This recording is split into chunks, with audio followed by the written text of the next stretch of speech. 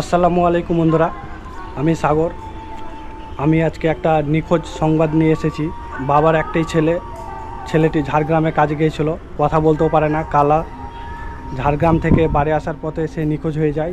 শুক্রবারের দিন সকাল 8টায় ট্রেন ধরে, কিন্তু সে এখনও বাড়ি পৌঁছায়নি।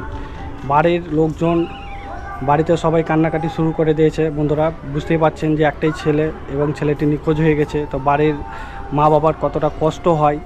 তো বুঝতেই পারছেন, আমাকে অনেকটা রিকোয়েস্ট করেছে যে ছেলেটির একটা ভিডিও করে পাবলিশ করতে, পোস্ট করতে, যেন তাকে খুঁজে পাওয়া যায়। আপনারা যে স্ক্রিনে যে ফটোটি দেখতে পাচ্ছেন, এই ছেলেটি নিখোঁজ হয়েছে, কথা বলতেও পারে না। হ্যাঁ, মানে কালা, কথা বলা যায় যে টোটালি কথা বলতে পারে না। তো ছেলেটির নাম হচ্ছে মিকাইল শেখ। হ্যাঁ, বাড়ি খিদিরপুর সুতি থানার অন্তর্গত। এমানি বিশ্বাসের বাড়ির পাশে, এমএলএ এমানি বিশ্বাসের বাড়ির পাশে। তো ঝাড়গ্রাম থেকে বাড়ি আসার উদ্দেশ্যেই সেই ট্রেনটি ধরে, কিন্তু সে এখনও বাড়ি পৌঁছায়নি।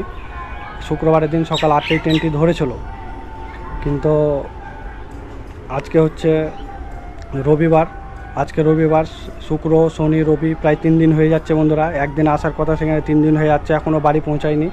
তো আপনারা দয়া করে ভিডিওটি বেশি বেশি করে শেয়ার করুন এবং এই ছেলেটিকে যাতে খুঁজে পাওয়া যায়, সবাই সাহায্য করুন, যাতে তার পরিবারের কাছে ছেলেটি ফিরে আসতে পারে।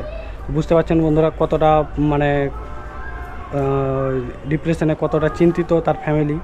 তো আমাকে অনেকবারই ফোন করেছিল, প্রায় সকাল থেকে ফোন করে করে আমাকে বললো, আমি ছিলাম না বাড়িতে, আমি এইমাত্র এলাম। তো আমি ভিডিওটা করলাম। আপনারা দয়া করে ভিডিওটি বেশি বেশি করে শেয়ার করুন এবং এই ছেলেটিকে তাদের পরিবারের কাছে ফিরিয়ে দিতে একটু সহযোগিতা করুন। তো বন্ধুরা, ছেলেটি কালা, বারবার বলছি, ছেলেটি কথা বলতে পারে না। সে কোথায় যাবে সে বলতে পারবে না। কাজে যাওয়ার উদ্দেশ্যে সে মানে কাজ করছিল ঝাড়গ্রামে, কিন্তু বাড়ি আসার উদ্দেশ্যে সে ঝাড়গ্রাম স্টেশনে ট্রেনটি ধরে, কিন্তু এখনও সে বাড়ি পৌঁছায়নি।